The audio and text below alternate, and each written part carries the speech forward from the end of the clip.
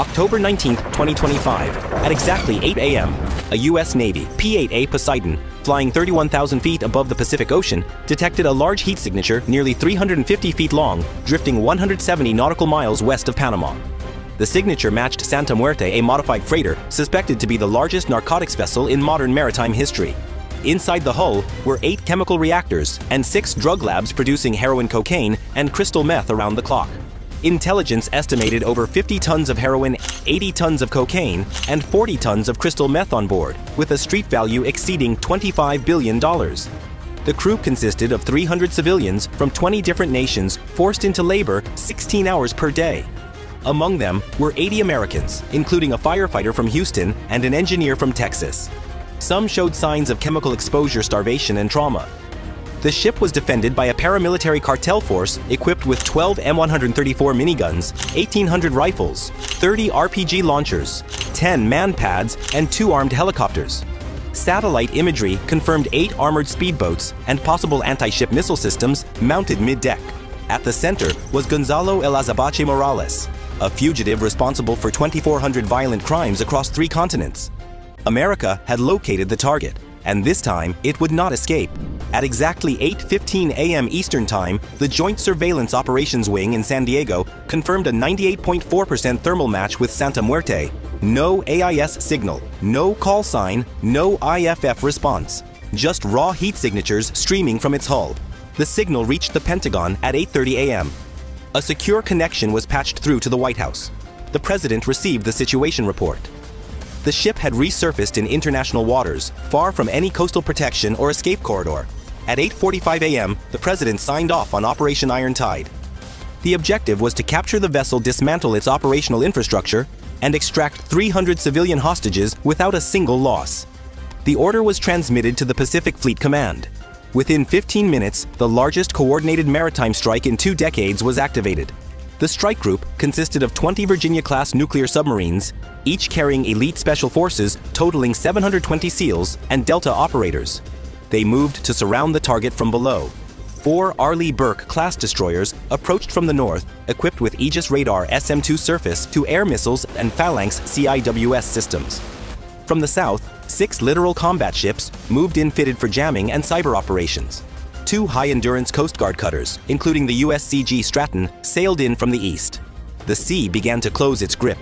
From the air, 2 KC-135 Stratotankers and 4 P-8A Poseidons established surveillance and refueling zones. 2 modified MH-60R Seahawks were placed on standby for direct insertion or medevac. Meanwhile, 120 Spectre Hawk stealth UAVs launched from forward operating bases. Each drone carried a single microcharge warhead engineered for point neutralization with a kill radius under 5 feet. At 9 a.m., 60 Hammerhead X unmanned subs reached the perimeter of Santa Muerte. They deployed full-spectrum electromagnetic jamming. Within seconds, radar scrambled, GPS froze, and satellite relays failed. From that moment forward, the ship was blind and mute. Every channel of communication fell into white noise. The ship's command crew had no idea what was happening. At 9:15 a.m., the first wave of Spectre Hawk UAVs descended through cloud cover.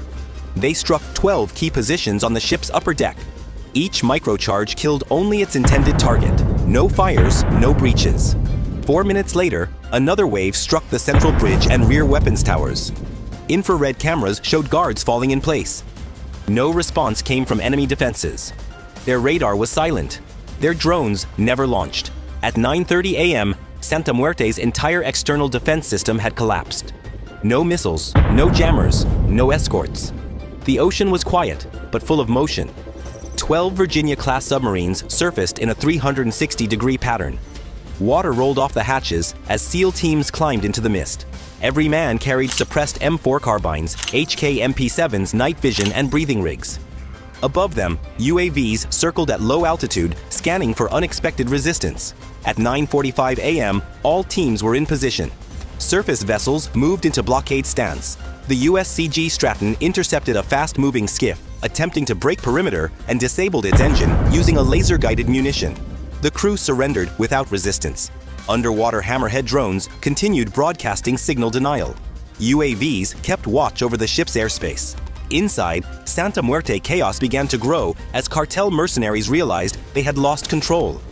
At 10 a.m., the assault phase began. 12 Virginia-class submarines formed a wide ring around Santa Muerte. Hatches opened. One by one, SEAL and Delta teams emerged onto the surface. The sea was dark and flat, clouds hung low, and visibility was limited to 100 feet. Each operator wore full combat gear, including night vision goggles, suppressed M4 carbines, HK MP7 submachine guns, fiber optics, breaching kits, and oxygen rebreathers. Communications were encrypted through UHF short burst systems. Command was distributed to prevent single-point failure. Above them, Spectre Hawk UAVs adjusted into low-orbit surveillance patterns, providing constant infrared imaging. At 10:15 a.m., teams Alpha Bravo, Charlie Delta, Echo and Foxtrot began their approach. The boarding strategy used a 3-axis entry. Alpha and Bravo climbed up from the starboard stern using carbon fiber grappling hooks and hydraulic ascenders. Charlie and Delta approached from portside midship, covered by drone overwatch. Echo and Foxtrot moved underwater toward the engine room access vents, using thermic cutting tools to breach reinforced panels. At 10:18 a.m., the first contact was made. Team Alpha encountered 2 armed guards near the aft stairwell. 1 flashbang was deployed. The guards were neutralized with suppressed fire. No alarms were triggered. At 10:20 a.m., drone jammers hit a 3rd pulse. All communications inside the ship ceased. Monitors shut down. Infrared cameras inside the Poseidon showed heat patterns shifting erratically. The enemy was panicking. At 10:22 a.m., Team Charlie breached Cargo Bay 3. They found the first group of hostages inside steel cages. Many were emaciated, some unconscious. A guard attempted to use a woman as a shield. A SEAL operator moved in with a fixed blade, KA bar knife, striking to the throat in one motion. No gunfire, no noise. Within 90 seconds, 9 guards were neutralized. Not a single hostage was injured. At 10:30 a.m., Team Echo reached the engine bay.